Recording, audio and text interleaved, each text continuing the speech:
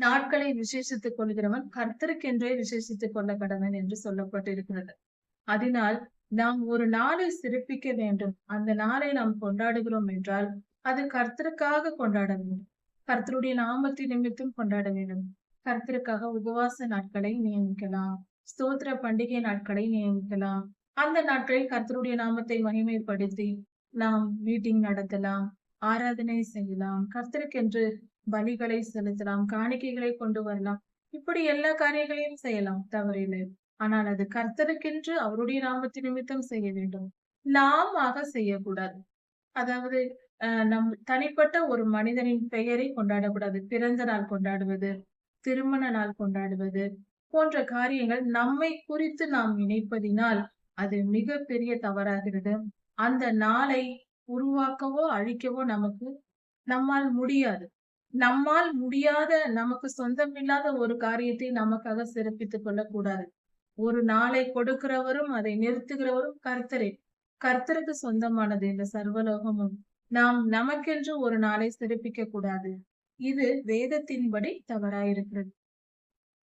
நம்முடைய பிதாவாகிய தேவனுடைய அன்பும் ஆண்டவராகிய இயேசு கிறிஸ்துவின் கிருபையும் சமாதானமும் உங்கள் அனைவரோடும் கூட என்றென்றைக்கும் இருப்பதாக. தலைப்பு, நான் உன்னை விட்டு விலகுவதும் இல்லை, உன்னை கைவிடுவதும் இல்லை. சங்கீதம் 81ஆம் அதிகாரம். நம்முடைய பெலனாகிய கர்த்தரை நாம் ஸ்தோத்தரிப்போம். கர்த்தர் நம் பெலனாய் இருக்கிறார். ஆசாப் எழுதின சங்கீதம் இது. கர்த்தர் நம் பெலனாய் இருக்கிறார். நம்முடைய வாழ்க்கையில் சரீரத்தினாலாகிலும், நம் சரீரத்தில் இருந்தாலும் அல்லது நம் மனதளவில் இருந்தாலும், எப்படி இருந்தாலும் கர்த்தரே நம் பெலனாய் இருக்கிறார். அவருடைய சமூகத்தில் நாம் தினந்தோறும் செல்லும் பொழுது ஒவ்வொரு முறையும் நாம் பலப்படுத்தப்படுகிறோம். ஒவ்வொரு முறையும் நாம் ஜெபிக்கும் போதும், வேதத்தை தியானிக்கும் போதும், கர்த்தருடைய நாமத்தை தியானிக்கும் போதும், ஆண்டவராகிய இயேசு கிறிஸ்துவை நினைக்கும் ஒவ்வொரு நேரத்திலும், ஒவ்வொரு முறையும் நாம் கர்த்தரால் பலப்படுத்தப்படுகிறோம். அவரை நினைக்கும் போதெல்லாம் நமக்குள் ஒரு சத்து உண்டாகிறது. நம் சரீரத்திலும் அது உண்டாகிறது, நம் மனதிலும் பலன் உண்டாகிறது. நாம் பலவீனமாய் மனம் உடைந்த நிலையில் இருந்தால் ஒரே ஒரு வேத வசனத்தை அந்த சமயத்தில் எடுத்து பார்த்தால் தெரியும். அத்தனை நொறுக்குதலும் அந்த ஒரே ஒரு வார்த்தையில், கர்த்தருடைய வசனத்தினால் அது குணமாக்கப்படும். உடனே நாம் அந்த மன துக்கத்திலிருந்தும் அந்த உடைதலில் இருந்தும் வெளியே வந்து விடுவோம். அந்த அளவுக்கு இந்த உலகத்தில் எந்த காரியத்தினாலும், எந்த மனிதனாலும் நம்மை குணப்படுத்த முடியாது. மனம் நொறுங்கினால் அதை குணப்படுத்த முடியாது. ஆனால் கர்த்தருடைய வார்த்தையினால் அது முடியும். அது சாத்தியமே. இதற்கு இந்த வசனமும் ஆதாரமா இருக்கிறது. கர்த்தர் நம் பெலனாய் இருக்கிறார். இது சாதாரண ஒரு வார்த்தை அல்ல. இது மிகவும் ஆழமானது. நம்முடைய பெலன், நாம் வியாதியினாலும் நோயுற்றும் இருக்கும்போது பல நேரங்களில் மருத்துவர்களால் கைவிடப்பட்ட நிலையில் கூட இருக்கலாம். அப்படிப்பட்ட நிலையில் இருப்பவர்கள் கூட மனம் துவள தேவையில்லை, மனம் உடைய தேவையே இல்லை. வேத வசனத்தை தினந்தோறும் தியானித்து, கர்த்தரிடத்தில் எப்பொழுதும் ஜெபித்துக் கொண்டு அவருடைய சமூகத்தில் இருந்தால் நிச்சயம் நமக்கு பாடுகளில் இருந்து விடுதலை கிடைக்கும், குணம் கிடைக்கும், சுகம் கிடைக்கும். நம்முடைய வலி வேதனைகள் நீங்கும். நம்முடைய சரீரம் குணப்படுவதை நம்மால் உணர முடியும். நம்மளுடைய மனம் நொறுக்குதலில் இருந்து அது விடுபட்டு உற்சாகம் அடையும், அது பலன் அடையும், வாழ்க்கையின் பற்றி கொள்ள தோன்றும். மிகப்பெரிய ஊழியக்காரர்கள் எல்லாம் பலர் சொல்வதுண்டு, நான் உயிர் போகும் நிலையில் இருந்தேன், கர்த்தர் என்னை காப்பாற்றினார், நான் இன்று பெரிய ஊழியக்காரனாக வந்திருக்கிறேன் என்று சொல்வார்கள். சிலர் வாழ்க்கை போராட்டங்களினால் தற்கொலைக்கு செல்வார்கள். அந்த நிலையில் இருந்த ஒரு மனிதனை எடுத்து கர்த்தர் அந்த மனதை ஆற்றி, அதாவது தற்கொலைக்கு செல்லுகிறார்கள் என்றால் அந்த அளவுக்கு வாழ்க்கையில் எல்லா விதத்திலும் உடைக்கப்பட்டு மனம் முற்றிலும், வாழ்க்கையை முற்றிலும் வெறுத்த நிலையில் தான் அந்த முடிவுக்கு வருவார்கள். அப்படிப்பட்ட ஒரு நிலையில் இருக்கும் ஒரு மனிதனை கர்த்தர் தெரிந்து கொண்டு மிகப்பெரிய ஊழியக்காரராக மாற்றுகிறார். இதுவும் நடக்கிறது. கர்த்தருடைய வார்த்தையினால் எல்லாம் முடியும். அவரால் கூடாத காரியம் ஒன்றும் இல்லை. அப்படி இருக்க, நம்முடைய துன்பங்களினால் நாம் மனம் துவண்டிருந்தாலும், அல்லது சரீரத்தில் பலவீனமான நிலை, அல்லது வியாதி பயங்கரமான நிலை, மிகவும் சோர்ந்து போயிருக்கிறேன் மனதளவிலும், சரீரத்தின் அளவிலும் என்று நினைத்தாலும், அந்த நிலையில் இருந்தாலும் கவலை வேண்டாம். கர்த்தர் நிச்சயம் நம்மை பலப்படுத்துவார். எல்லாவித பலனும் கர்த்தரிடத்தில் உண்டு. அதை புரிந்து கொண்டு நாம் மனதால் கர்த்தரை ஏற்றுக்கொண்டு கர்த்தருக்கு பிரியமானவர்களாய் நாம் வாழும்போது நம்முடைய வாழ்க்கை குணப்படும், பலப்படும், பலன் நிச்சயம் கிடைக்கும் மனதிலும். அப்படிப்பட்ட நம்முடைய பலனாகிய கர்த்தர் அவர் நமக்கு இருக்கிறார். அப்படிப்பட்ட பலனாகிய கர்த்தரை நாம் என்ன செய்ய வேண்டும்? கொண்டாடி மகிழ வேண்டும். அவரை துதித்து பாட வேண்டும்.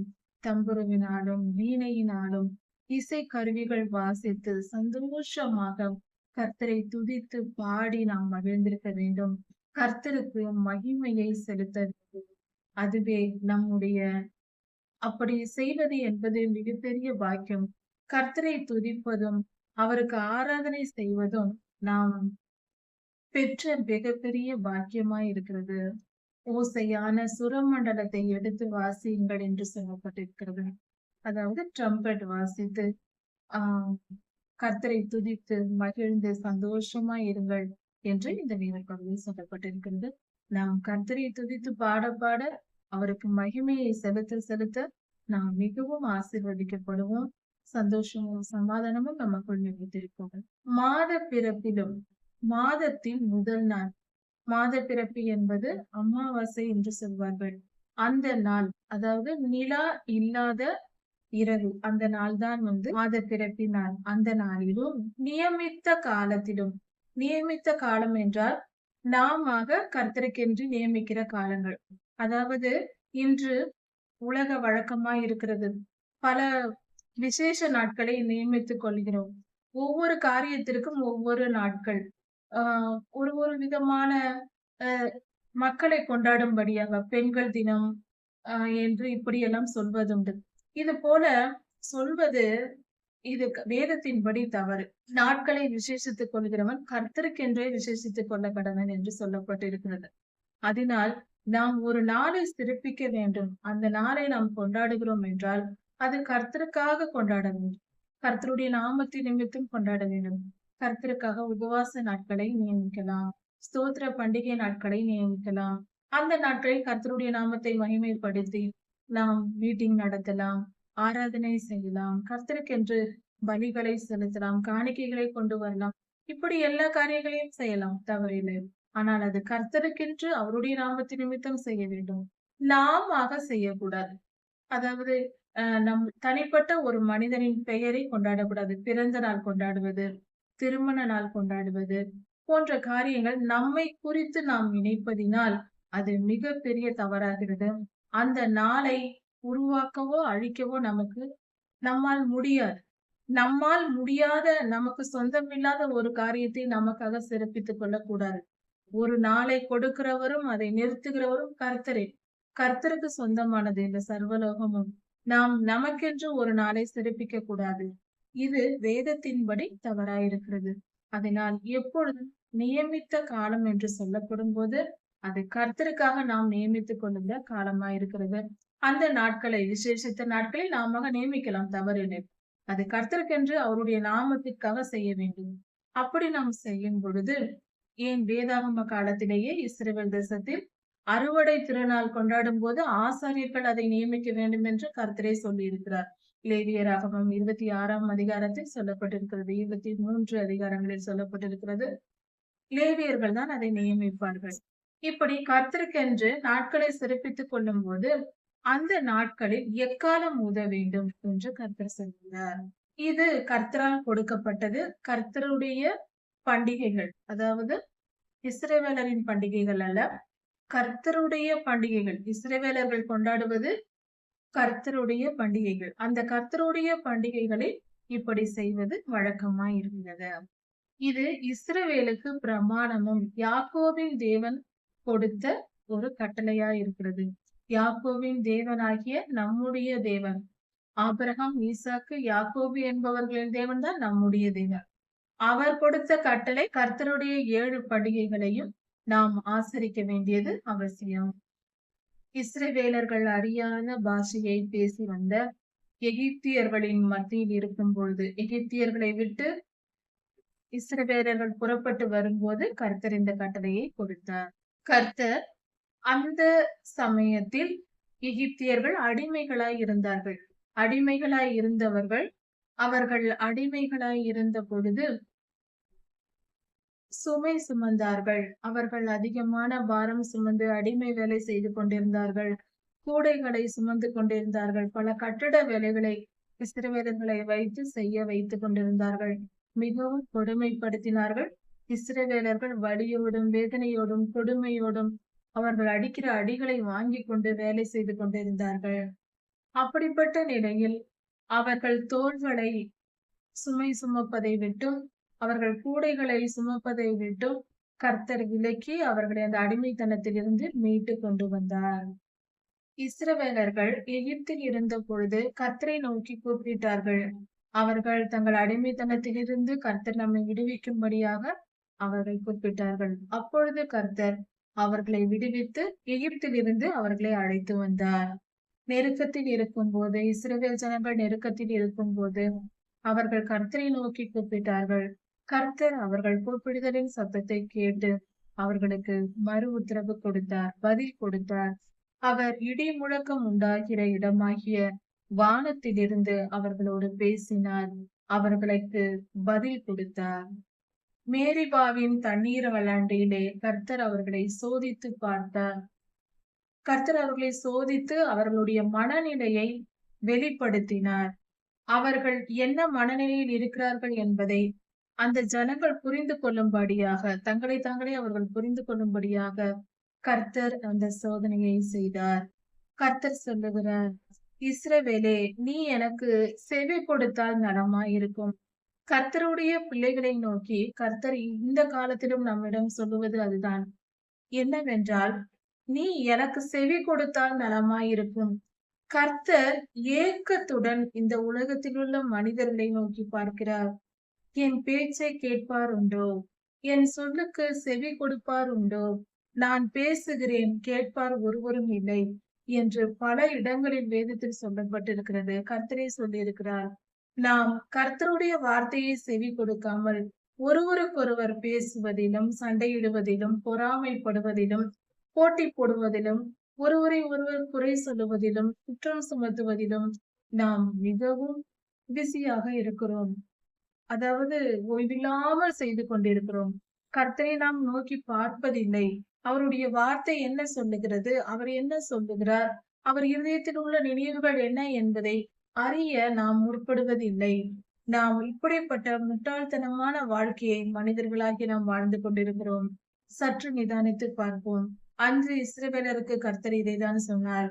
இஸ்ரவேலே, நீ என் வார்த்தைக்கு செவி கொடுத்தால் நலமாயிருக்கும். என் பேச்சை நீ கொஞ்சம் கேட்டால் நலமாயிருக்கும். நான் உனக்கு நல்ல வழிகளை சொல்வேன். நீ பிழைத்திருப்பதற்கான வழிகளையும், நீ பாதுகாப்பாய் இருப்பதற்கான வழியையும், நீ என்னிடம் வந்து சேர்வதற்கான வழியையும் நான் உனக்கு சொல்லுவேன் என்று கர்த்தர் சொல்கிறார். அப்படி கர்த்தர் நம்மை வழி நடத்த, நம்மை பாதுகாக்க, நம்மை அணைத்துக் கொள்ள, அவரோடு சேர்த்து கொள்ள அவர் விரும்புகிறார். ஆனால் நாமே செவி கொடுக்காமல் இருக்கிறோம். தயவு செய்து மனம் திரும்பி கர்த்தருடைய வார்த்தை என்ன சொல்லுகிறது என்று நாம் கர்த்தருடைய இருதயத்தை அறிய தினந்தோறும் முற்பட வேண்டும். நமக்குள்ளே ஒருவருக்கொருவர் பேசிக் கொள்வதும், பழகி கொள்வதும், சண்டையிடுவதும், குறை சொல்வது, குற்றம் சொல்வது, ஒரு போன்ற தவறான காரியங்களை செய்வது, வாக்குவாதம் பண்ணுவது, இதெல்லாம் தவறு. உனக்கு வேறே தேவர்களை உண்டாக்க வேண்டாம் என்று கர்த்தர் சொல்லுகிறார். உனக்காக நீ வேறு தெய்வங்களை உண்டாக்காதே. அந்நியர்கள் உண்டாக்கி வைத்திருக்கிற தெய்வங்களை நீ வணங்கவும் நமஸ்கரிக்கவும் வேண்டாம் என்று கர்த்தர் சொல்லுகிறார். கர்த்தர் நம்மை சிருஷ்டித்தவர். மனிதனை படைத்தவர் கர்த்தர். கர்த்தரை படைக்க மனிதனால் முடியாது. மனிதன் படைத்தால் அது மனிதனை வணங்கக்கூடிய ஒரு பொருளாக இருக்கும். கர்த்தரை நாம் படைக்க கூடாது. நாம் கர்த்தரால் படைக்கப்பட்டவர்கள் அதை புரிந்து கொண்டு நடக்க வேண்டும். உன்னை எகிப்து தேசத்திலிருந்து புறப்பட பண்ணின உன் தேவனாகிய கர்த்தர் நானே. உன் வாயை விரிவாய் தர நான் அதை நிரப்புவேன் என்று கர்த்தர் சொல்லுகிறார். அப்படி என்றால் கர்த்தர் தம்முடைய வார்த்தைகளை நமக்கு கொடுக்க அவர் விரும்புகிறார். அவர் சித்தத்தை அறிய நாம் நாட வேண்டும். தினந்தோறும் அதை நாம் தேட வேண்டும். அவர் இருதயத்தில் உள்ள நினைவுகள் என்ன? அவர் என்ன விரும்புகிறார்? அவருக்கு நாம் என்ன செய்ய வேண்டும்? அதாவது கர்த்தருடைய சித்தம், அவருடைய விருப்பம் என்னதென்று தெரிந்து அவர் கட்டளையிடும் வேலைகளை செய்ய வேண்டும். நமது ஆண்டவராகிய இயேசு கிறிஸ்து, நம்முடைய பிதாவாகிய தேவன் நமக்கு தகப்பனாய் இருக்கிறார். எல்லோருக்கும் தெரியும் கர்த்தர் நம்முடைய தகப்பன் என்று. ஆனால் ஒன்றை மறந்துவிடக் கூடாது. அவர் தகப்பனாக இருந்து நம்மை நேசிக்கிறார் என்றால் அவர் தெய்வம் இல்லையா? அவர் தெய்வம் என்றால் அவருக்கு நாம் கொடுக்க வேண்டிய கனம் எங்கே? அவர் நம் தெய்வம். அவர் நம்முடைய ஆண்டவர். ஆண்டவர் என்றால் முதலாளி என்று பொருள். நம்முடைய முதலாளிக்கு நாம் உண்மையாய் உழைக்க வேண்டாமா? உண்மையாய் வேலை செய்ய வேண்டாமா? அவருடைய கட்டளைகளை கேட்டு நடக்க வேண்டாமா? அவர் நம் தெய்வம் என்று சொல்லும்போது இன்னும் அதிகமாய் நாம் அவருக்கு கீழ்ப்படிய வேண்டும். ஒரு முதலாளிக்கு கீழ்ப்படிவதை காட்டிலும் முழுமையாய் நாம் அவருக்கு கீழ்ப்படிய வேண்டும். முழுமையாய் அவர் சித்தம் கேட்டு நடக்க வேண்டும். அவர் காட்டும் வழிகளில் நாம் செல்ல வேண்டும். அவர் நிற்க சொல்லும் இடத்தில் நாம் நிற்க வேண்டும். இதுதானே இயல்பு, அதுதானே நீதி நியாயம். அதை நாம் புரிந்து கொள்ள வேண்டும். கர்த்தரே தெய்வம். அவரை தவிர நாம் வேறு தெய்வங்களை உண்டாக்க கூடாது.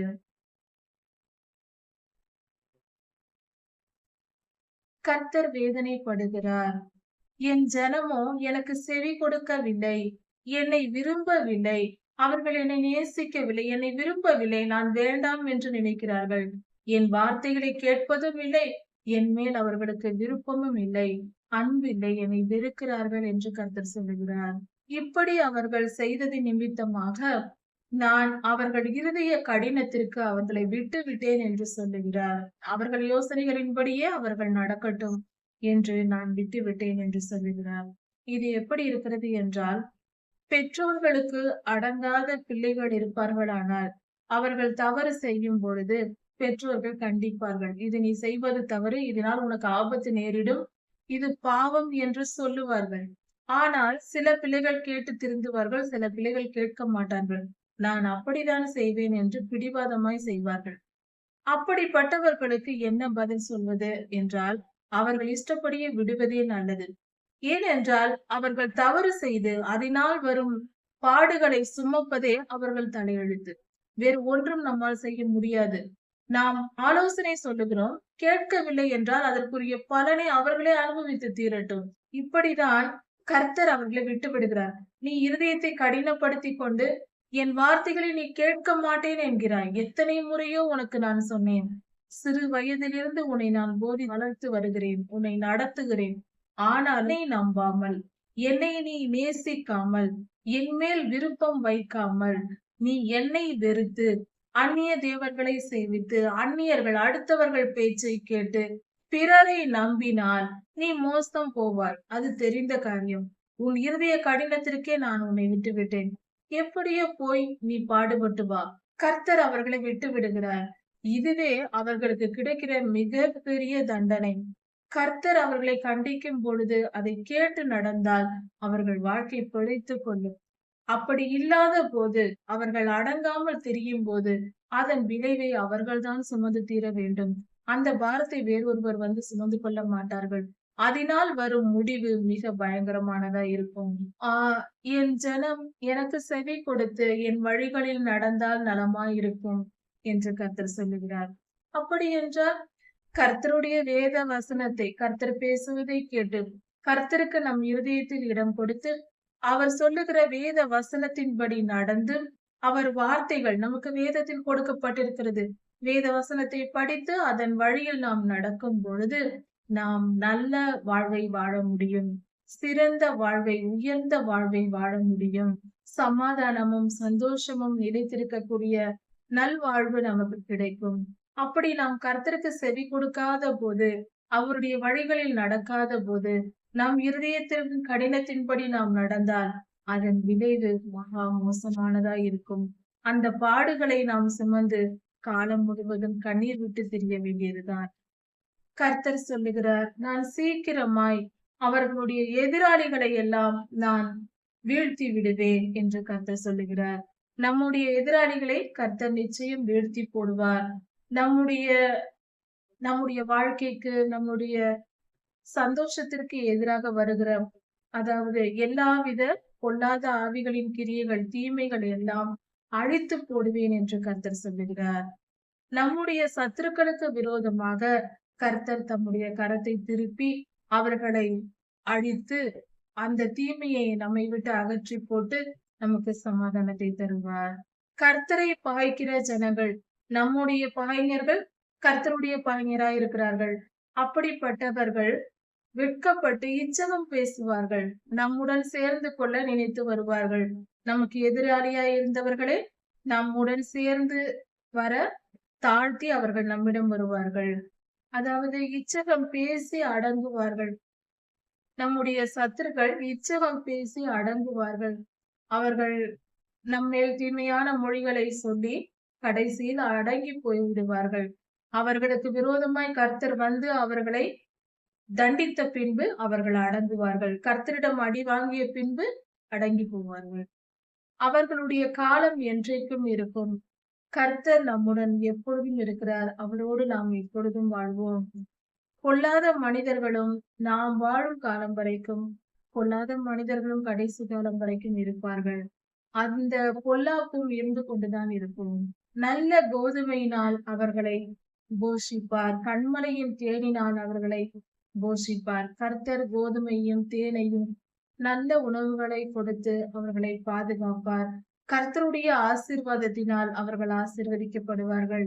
இஸ்ரவேலர்கள் கர்த்தருடைய வார்த்தையை கேட்டு அவருக்கு கீழ்ப்படிந்து வாழ்கிறவர்கள் கர்த்தரால் போஷிக்கப்பட்டு சந்தோஷத்தையும் சமாதானத்தையும் அடைவார்கள். அவர்கள் திருப்தியாய் நிம்மதியாய் வாழ்வார்கள். கர்த்தருக்கு கீழ்ப்படிவோம். இப்படிப்பட்ட ஆசீர்வாதங்களை பெற்றுக்கொள்வோம். மனித வாழ்க்கை என்பது வாழ்க்கை வாழ்வதற்கு ஒரே ஒரு ஃபார்முலா இருக்கிறது. அது என்னவென்றால் கர்த்தருடைய வழிகளில் நடக்க வேண்டும். கர்த்தர் வாழ்க்கைக்கென்று கொடுத்திருக்கிற சட்டதிட்டமாகிய சட்ட புத்தகமாகிய பைபிளை எடுத்து வாசித்து வாழ்வின் சட்டதிட்டங்களை வேதத்திலிருந்து கற்றுக்கொண்டு அதன்படி நாம் வாழும்போது நம்முடைய வாழ்க்கை சிறந்ததாக, சமாதானம் உள்ளதாக, மிக உயர்ந்ததாக, நிம்மதியுள்ளதாக, எந்த குழப்பமும் இல்லாததாக, தெளிவான வாழ்க்கை, எதிர்காலத்தை குறித்த எந்த கேள்வியும் இல்லாத நமக்கு தெளிவான வாழ்க்கையாக அது இருக்கும். கர்த்தர் உங்களை ஆசீர்வதிப்பாராக. இதன் தொடர்ச்சியை அடுத்த செய்தியில் பார்க்கலாம். மாரநாதா.